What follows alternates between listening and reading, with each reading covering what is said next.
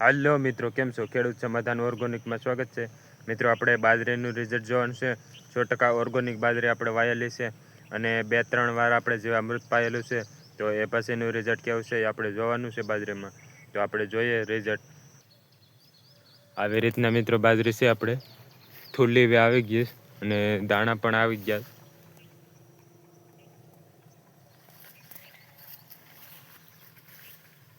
બધી જ બાજરી આપણે થૂલી આવી ગઈ.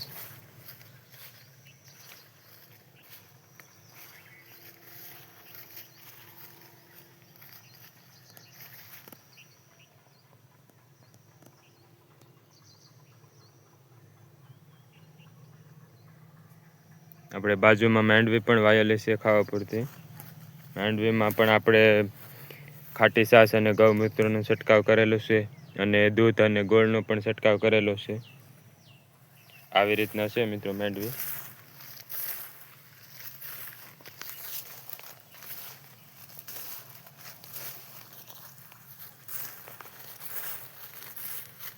આપણે બાજરી પણ સારામાં સારી છે મિત્રો. ખાતર અને દવા વગરની બાજરી મિત્રો કેવી છે એ કોમેન્ટ કરજો.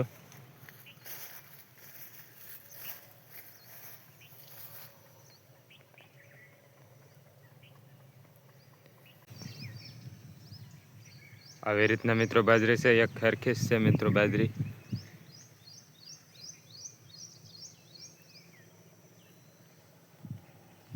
અને બાજુમાં આપણે સોળા વાયેલા છે. સોળા પણ સારામાં સારા છે મિત્રો. એ પણ આપણે ખાતર અને દવા વગરના છે.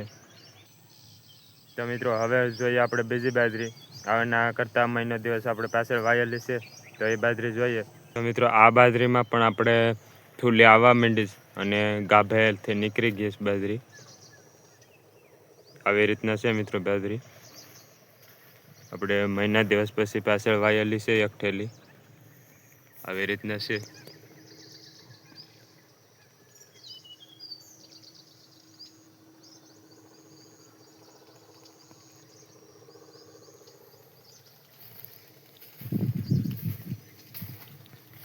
આ બાજરીમાં પણ આપણે ખાતર કે દવાનો ઉપયોગ નથી કરેલો. 100% ઓર્ગોનિક છે.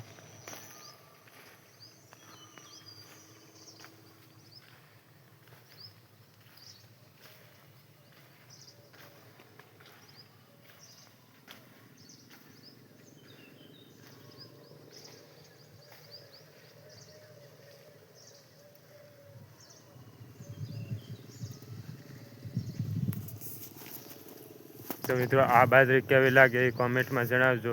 100% ઓર્ગોનિક છે. ખાતર અને દવાનો ઉપયોગ નથી કરેલો. તો ખેડૂત મિત્રો, તમે પણ ગાય આધારિત ખેતી કરો. અને આપણે ગાય આધારિત ખેતી કરવાથી મિત્રો આપણે જમીનને પણ નુકસાન ન થાય અને કોઈ માણસને પણ નુકસાન ન થાય. મિત્રો, ઝેરી દવા છાંટી અને આપણે જમીનને પણ બગાડી છે અને આપણું સ્વાસ્થ્ય પણ બગાડી રહ્યા છે. તો એટલા માટે તમે ગાય આધારિત ખેતી કરો. અને મિત્રો એમાં આપણે કોઈ જ પ્રકારનો ખર્ચો નથી. ગાયનું છાણ અને ગાયનું ગૌમૂત્રથી આપણે ખેતી થઈ શકે છે. તો મિત્રો તમે ગાય આધારિત ખેતી કરો અને 100% ઓર્ગોનિક કરો. એમાં આપણું અને આપણી જમીનનું એમાં મિત્રો સારામાં સારું છે. તો તમે મિત્રો ગાય આધારિત ખેતી કરો.